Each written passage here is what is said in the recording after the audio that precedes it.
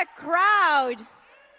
Just a little over 6,000 people. Thank you, my people.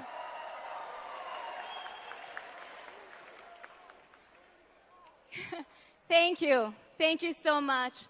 Well, Canada, here we are in a crucial time where we must decide whether we're going to elect for a fourth time a government, a liberal government that has weakened our economy, left us with unaffordable housing, rising crime, and vulnerable in the face of the threats of Donald Trump, or are we going to elect a conservative government who's going to put Canada first for a change?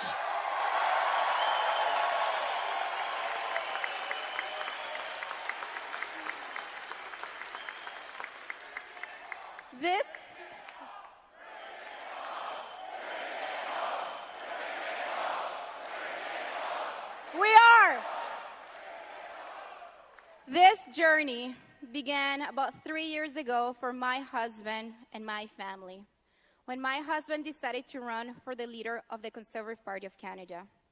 Ever since, he has been traveling from coast to coast to coast so that he can step out of the Ottawa bubble to listen to Canadians directly, to hear their stories, understand their struggles. Because what we need is a government and a leader of the people, by the people.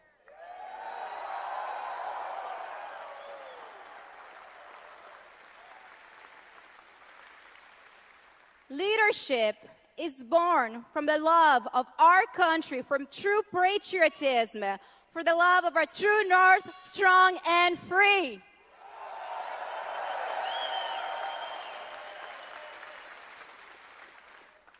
But you know, it has been a lot more than 3 years that Pierre has been fighting for all of us.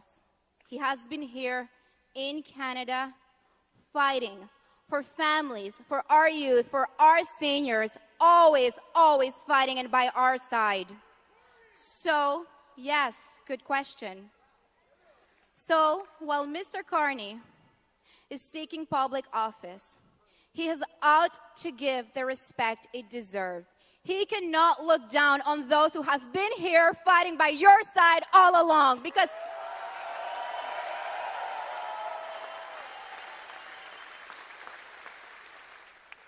public office is something honorable.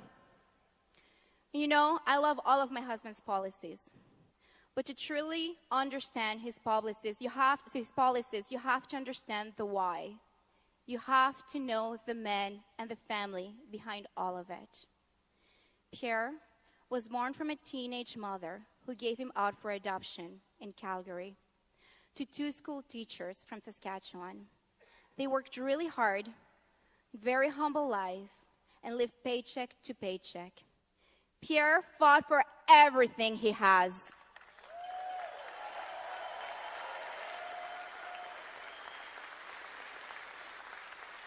And I was born in Caracas, Venezuela. I have some of my people here. There you go. Muchísimas gracias.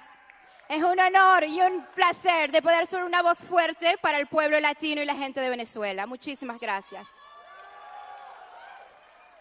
I was born in Caracas, Venezuela, and my family immigrated here in 1995 in the east end of Montreal. There were 6 of us living in a small basement apartment, and my father's first job was to pick up fruits and vegetables because that's all he could do. Later on, he had 3 minimum wage jobs because he needed to work really hard, and that's all he could get to feed our family. By the time that I was 17, I had moved out of home, and I was 100% financially independent.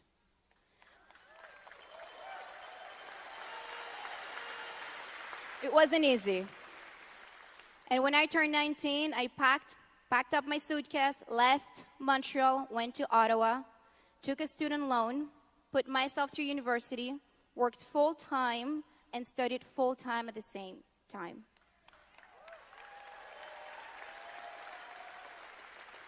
By the time that I was 25, working in the Senate, I was able to save $25,000 to put a down payment on a little 2-bedroom townhouse in the east end of Ottawa. That was in 2012, 3 years before the Liberals took office. That was the good time, when the Canadian promise was still alive and well. Ladies and gentlemen, that dream is no longer possible. And that is why my family stands united, because we want to restore the Canadian promise back.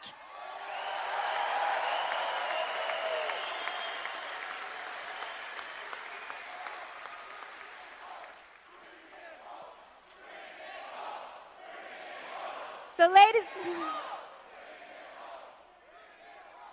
ladies and gentlemen, as you know, it shouldn't be this way. But hope is on the way. It is my pleasure to stand united by my husband's side and to share him with all of you. Ladies and gentlemen, the next Prime Minister of Canada, Pierre Poilievre.